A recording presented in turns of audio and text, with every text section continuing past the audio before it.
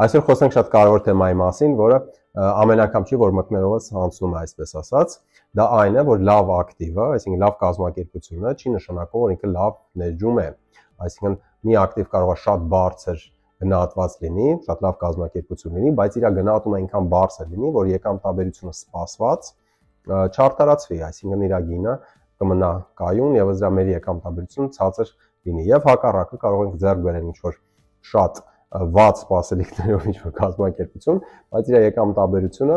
սպասելիքները փոխվեն, եկամտաբերությունը աճի ու շատ լավ ներդրում լինի։ Այդ շատ կարևոր է ներդրումային ոլորտում, հա։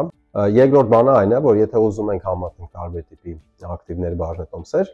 կա մի ցուցանիշ, որ շատ հեշտ է հասկանալ, թե ինչքանով է բարձր գնահատված այդ ակտիվը։ Այստեղ երկու edge ունենք, համատում ենք Tesla-ն Apple-ի հետ, մի պարագայում price to earnings-ը, այսինքն գինը իրա, որ մենք վճարում ենք մի բաժնետոմսի համար, համատած իր շահույթի հետ, որը գեներացվում է մի բաժնետոմսի համար, այստեղ օրինակ Tesla-ն 140 է, նշանակում է, որ մենք ձեռք ենք բերում 140-ով մի դոլար շահույթ, 140 տարի կարող է պետք է սպասենք, որ այդ շահույթը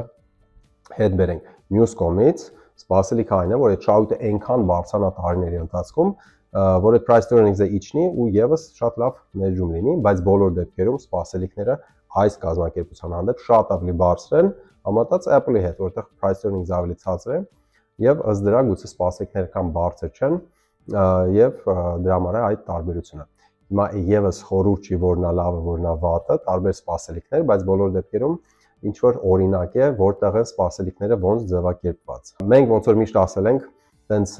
հատուկենտ բաժնետոմսերի վերաբերյալ գնահատել եւ սպասելիքներ ձևակերպելը շատ դժվար բան է եւ ներդրում անելը, ըստ դրա դիվերսիֆիկացված մոտեցումը ավելի կարեւոր է, բայց բոլոր դեպքերում այդ price to earnings-ը կարելի է հաշվի առնել, եթե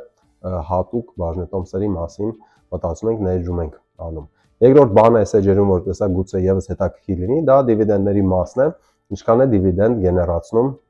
այդ մի բաժնետոմսը մի տարվա ընթացքում կարա տատանվի մոտավորապես, չգիտեմ, 1%, 2%, 3% նայած կազմակերպություն։ Այսինքն ամփոփելով, 1 լավ ակտիվը չի նշանակում, որ ինքը լավ ներդրում է, շատ բարձր գնով եթե ինչ-որ բան առնում ես, նշանակում է, որ կարող է իր գինը նվազի ընթացքում։ Եվ եկամտաբերությունը ըստ դրա բարձր չլինի։ Եվ երկրորդ բանը զուտ համատելու համար, եթե մեզ հետաքրքիր է, կարող ենք price to earnings-ը տարբեր կազմակերպությունների,